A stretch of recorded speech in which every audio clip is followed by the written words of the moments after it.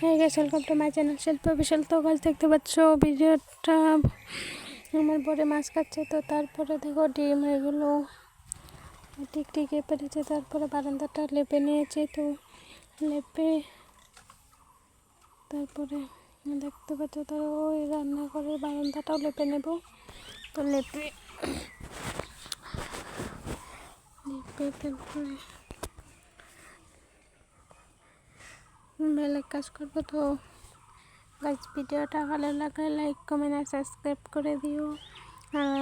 Video আমার ব্লগে নতুন হলে পেজটা সাবস্ক্রাইব করে দিও।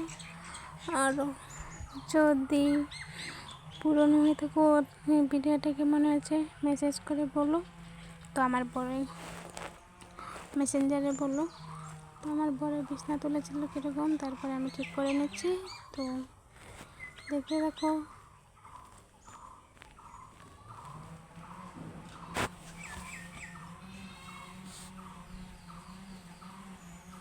তো ভিডিওটা ওইদিকে আমি ঠিক করে নিচ্ছিলাম অল্প। তো কি তো বিছনাটা চাদরটা অল্প মানে ছোটো হয়ে গেছে, তার জন্য ওইদিকে ঠিক করে নিচ্ছিলাম ভালো মতনই। তারপরে ছেড়ে নিয়েছি। তো তারপরে দেখতে দেখো তো বাইরে উঠানটা ছাদ দিয়ে নেবো। উঠানটা ছাদ দিয়ে তারপরে স্নান করতে চলে যাবো। আর কাপড় আছে, কাপড়গুলো ধুবো। তারপরে দেখতে পাচ্ছ বারান্দাটা লেপে নিয়েছি। তো তারপরে বেঞ্চিটা উঠিয়ে নেব বারান্দায়। তো উঠিয়ে তারপরে ঘরটা ছাদ দিয়ে উঠানটা ছাদ দিয়ে স্নানে চলে যাব। তো স্নান করে এসে তারপরে ভাত খেয়ে নেব। তো ভাত বসাতে হবে, ভাত বানাবো। 11টা বাজে, 11:30 বাজে ভাত বসাই দেবো। তো মানে আজকে লেট হয়ে গেছিলো, তার জন্য।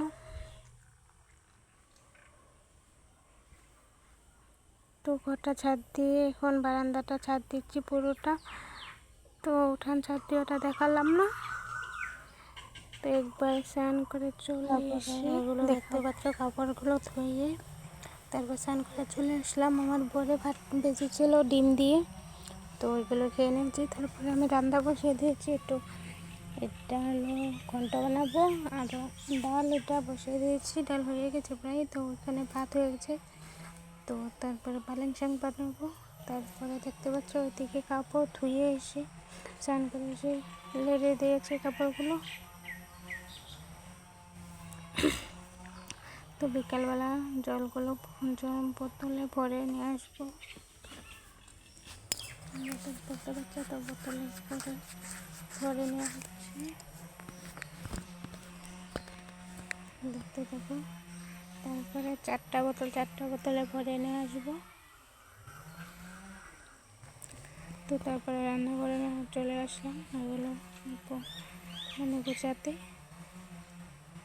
তো সকালবেলা তো টাইম পাইনি গোছাতে, তো এখনো গোছাচ্ছি।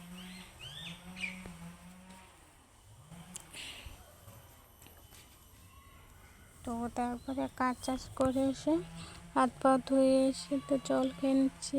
দেখতে দেখো জল খেয়ে তারপরে মাথা তো ভালো মতন আচার করে নেব। তো তারপরে ঘুরতে যাইনি, করেছিলাম।